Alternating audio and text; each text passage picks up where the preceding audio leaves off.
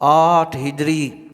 مدینہ منورہ سے 10,000 صحابہ کرام رضوان اللہ علیہم اجمعین کے ہمراہ حضور نے سرزمین مکہ پر حضور نے جب قدم رکھا، جب وہ مکہ میں داخل ہوئے اور ان سب نے مل کر باری باری جب اللہ کا نام صحابہ نے بلند کیا، وہ قریش کا غرور کچل کے رکھ دیا۔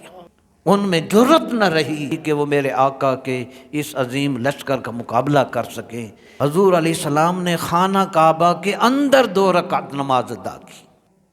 پھر باہر جب تشریف لائے، دروازہ کھولا تو خانہ کعبہ کی چوکھٹ کے دونوں اطراف پکڑ کر اللہ کے حبیب کھڑے ہو گئے۔ تو ان عظیم لمحات میں اللہ کے حبیب صلی اللہ علیہ وسلم کی